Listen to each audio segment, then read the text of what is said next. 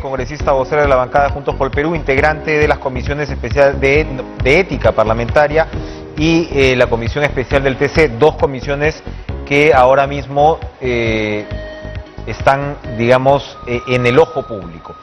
¿Cómo está, congresista? Lo primero es preguntarle por lo que se ha denominado un blindaje de la Comisión de Ética al congresista de Fuerza Popular Luis Cordero Jontay, a raíz pues de las gravísimas denuncias presentadas por su expareja. Estamos hablando de denuncias de violencia física, psicológica, incluso de exposición de material íntimo en internet, y bueno, aquí parecía que en una primera instancia no iba a pasar nada. Cuénteme si esto se va a poder finalmente revertir, corregir. Muy buenas noches. Muy buenas noches, Enrique. Mire, hemos presentado una reconsideración que entiendo mañana se va a tratar. Ya se ha convocado una sesión para ver precisamente este tema. Yo espero que mañana esta situación se pueda revertir, que haya habido el tiempo para que varios de los integrantes de la Comisión de Ética hayan visto de manera directa la investigación periodística que salió y se puedan dar cuenta que estábamos ante un acto de violencia continua, ¿no? Que requiere evidentemente de una investigación desde el lado, por supuesto, la competencia que corresponde al Congreso de la República, y dar un mensaje claro que los representantes políticos, especialmente el Congreso, necesitamos garantizar en serio el derecho a una vida libre de violencia a favor de todas las mujeres y no generar ninguna situación de blindaje como se ha señalado, pero además tampoco permitir que muchas veces se utilice los espacios de poder o de cargos para que los actos de violencia continúen. Creo que en este caso ese es el mensaje fundamental que debería tener la víctima y que merezca toda la protección de las autoridades en los ámbitos que seguramente corresponden. Así que mañana veremos este caso y esperamos que esta situación se revierta. ¿Podría revertirse mañana mismo? ¿Se podría votar mañana mismo? Por supuesto, hemos presentado la reconsideración, yo he presentado, entiendo que hay otros congresistas también que han planteado lo mismo, entonces creo que desde los hechos que se han debatido en la sesión que se trató y a raíz de todo el cuestionamiento que se ha dado, se entiende de mejor manera que no estábamos ante un hecho pasado, sino que estábamos ante un hecho donde evidentemente hay actos continuos y donde de la propia investigación periodística, como lo dije en la Comisión de Ética, ameritaba una investigación, porque ahí se desliza precisamente de manera muy clara que hay terceros que probablemente estén vinculados al congresista que estarían generando una situación de acoso y de continuidad de la violencia. Y además quiero aquí hacer un énfasis fundamental. Cuando hay una situación de violencia de esta naturaleza, además de tantos años con agresiones físicas, agresiones psicológicas, y el agresor o presunto agresor tiene una posición de dominio, un cargo, una función, nada menos que de congresista, es evidente que la víctima tiene mayor temor, peor aún si no ha alcanzado justicia, si las medidas de protección no han sido efectivas. Entonces, yo creo que necesitamos comprender esa envergadura que puede estar detrás de un tema y de lo que significa ser congresista cuando uno es acusado o señalado como el presunto agresor de un hecho de violencia. Entonces creo que ese es el mensaje importante que se genere. Yo creo que en el reglamento además hemos ratificado como uno de los principios que debemos velar por ese derecho a la vida libre de violencia. Es algo fundamental en el cual nosotros nos hemos ratificado como bancada, yo particularmente, además sabiendo que somos un país donde tenemos cifras alarmantes y situaciones de violencia extrema como es el tema del feminicidio, violación sexual, donde necesitamos actuar desde la educación, desde la prevención y también desde la sanción.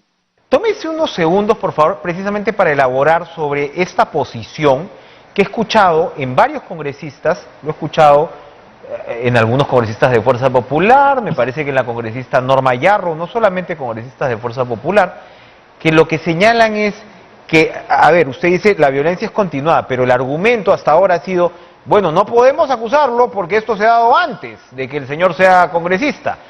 ¿Es un argumento válido ese cuando estamos hablando de expresiones de violencia de esta naturaleza?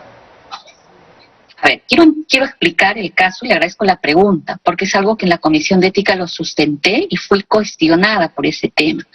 Los hechos, en este caso en específico, efectivamente sucedieron antes que el señor Cordero sea congresista de la República. Sin embargo, esta es una situación de violencia que ha permanecido en el tiempo y que incluso ahora, actualmente, siendo el congresista, lo que se desliza precisamente de esta investigación periodística es que a través de terceros se estaría generando una lógica de acoso, de presión sobre la víctima.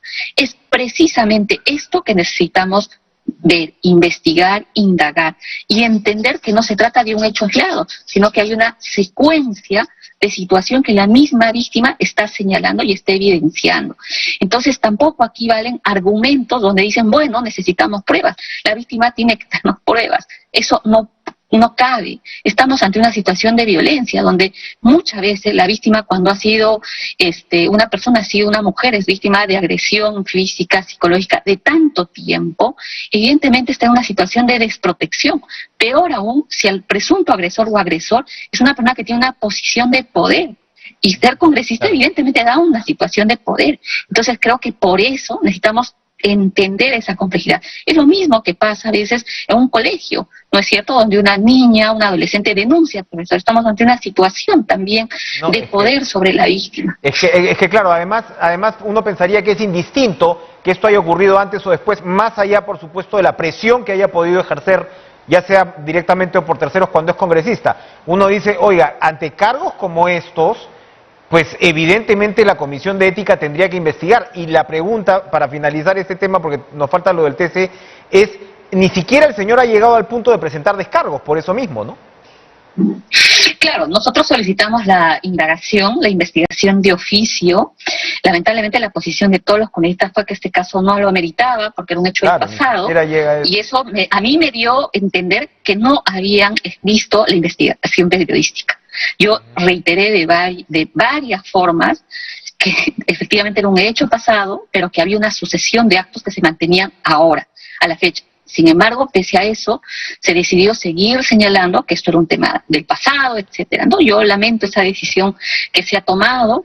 Creo que mañana hay una situación de revertir. Espero que estos días que han habido haya permitido a cada congresista evidenciar de manera directa ante qué hecho y de qué naturaleza estábamos, ante qué caso, ¿no es cierto? Sí. Es por eso que también yo presenté un caso de oficio y creo que necesitamos no solo declarar que estamos luchando contra la violencia, necesitamos cuando precisamente casos de este tipo se presentan, hacerlo y garantizar ese compromiso de manera efectiva. Eso es lo que se denota, especialmente quienes ejercemos un cargo de representación. Y ojo que cuando se le dice a la ciudadanía, no, es que eso pasó antes, se sigue de alguna manera vinculando la función de congresista con la de la impunidad. Y es muy complicado el mensaje que ese argumento da. Para terminar, congresista, ¿qué me puede decir de las 43 tachas presentadas contra los candidatos a magistrados del Tribunal Constitucional?